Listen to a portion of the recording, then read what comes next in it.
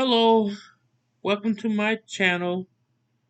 The time now is 11, 12 minutes after 11 p.m.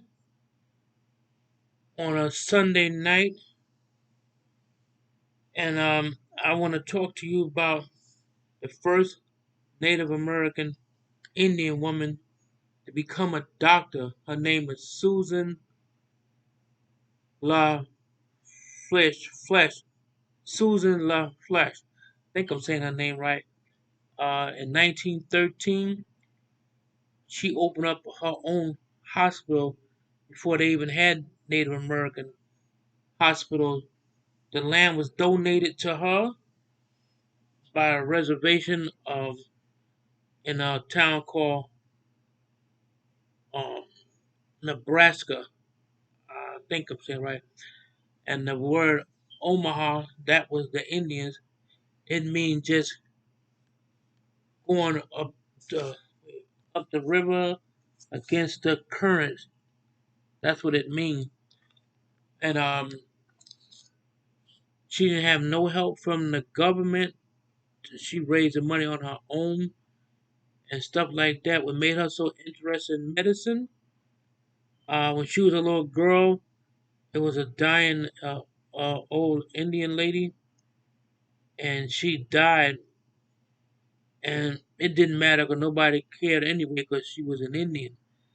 So that's what made her got real deep into medicine and stuff like that. So people can't say that Indians didn't invent nothing either. She was the first Native American Indian woman to start her own clinic, and she was born in a little teepee in the buckskin clothes. Um, two 2 months before Abraham Lincoln got assassinated in 1865. So it's a lot that she accomplished in her short life, but people should know about her. Susan La Flesche, yeah, that's her name, and it's a little town in Nebraska that she came from. You can look her up. It's a book on her. My mother told me about her when I was a little boy, but I'm just putting it out here how great a woman she was to her tribe and nation. She was a remarkable woman, and I think her school is still there now. I think it's a museum. I'm not for sure. Um, I'm gonna have to go there one day and visit too, um, where she came from. And that's fascinating. She was born 2 months after Abraham Lincoln got assassinated in 1865. Before I go on, I want to give most praises to the Most High for giving me my knowledge. I get my knowledge and wisdom from Him and my mother. I can't really speak about my father because I didn't really know him. I only seen him 2 times in my life. I saw him when I was about 7, and I saw him again. I was attending his funeral in New Jersey and stuff like that. But back to what I'm saying, pleasure to bring such information to somebody remarkable as her, Susan La Flesche. That was her name. I think I'm saying it right and stuff like that. But she was a remarkable woman, and she had a great spirit. And even though I didn't never meet her because she passed away a long time ago, but like in my heart and soul, and you can still feel her vibe. And I guarantee if you go to the town where she come from, her presence is still there. And these are things that I want to bring to light to people. Because people, for some reason, think natives never did nothing. What did they contribute to this world? Like I said, a little bit, a Jamaican guy asked me that they contributed a lot to this world. They gave their life, they gave blood, sweat, and tears for this country, just like anybody else that come in and claim to be something that they're not. And I'm real pissed off about that because people, like I said before, people seem to think that natives is not who they said are, because who they are, because y'all go by paperwork. That's another brainwashing technique that y'all learn from the white man. Like when he said in my other video, oh, they don't have paperwork, so that's they can't prove they United States citizen. Indian was already here before it became a United States citizen.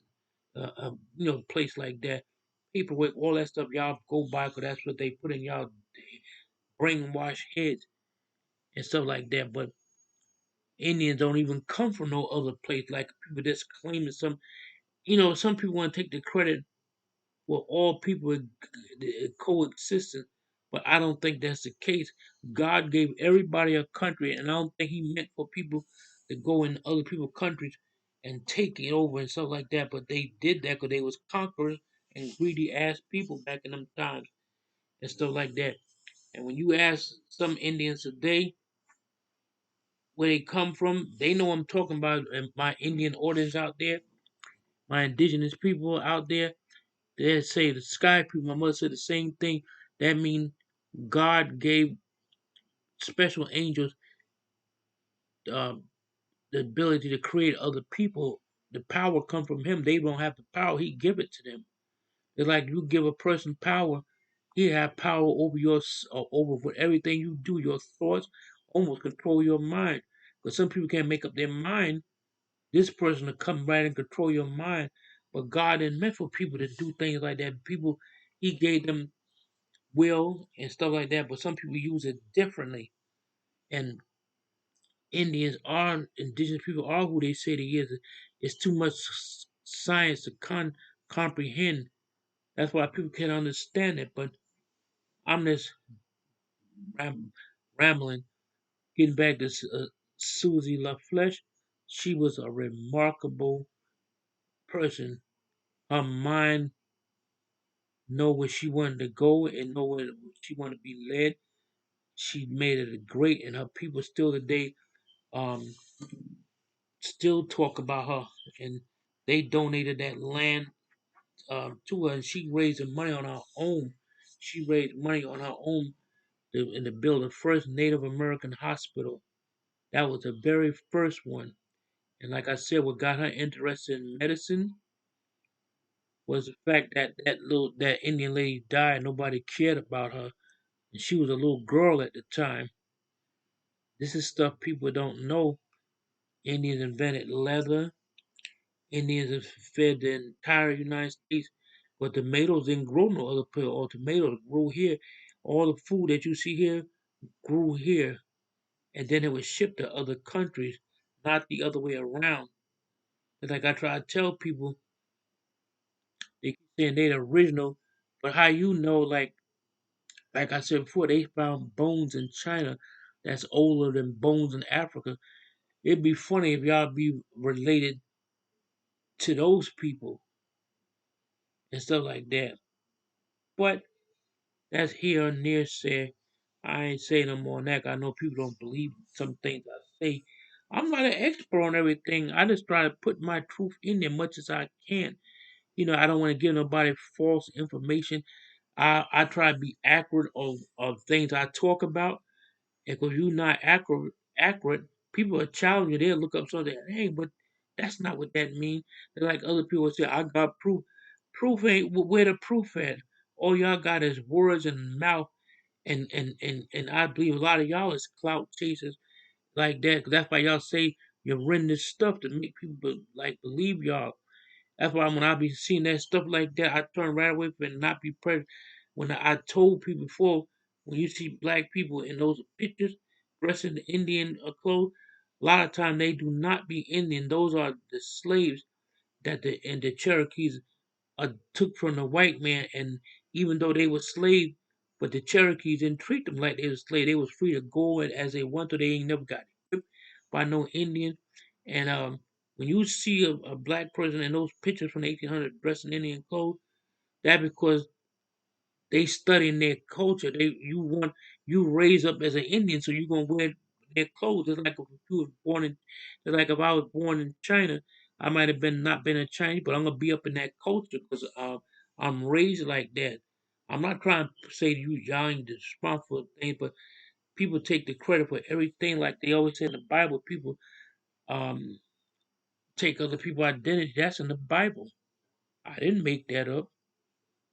But Susie LaFleche, she's an interesting person, fascinating person. I bet she had a beautiful heart, soul, mind, and body all go together. And I bet she had all of that, you know. I know she did a great deed for her people and stuff like that. So I want to give a moment of silence to this great woman.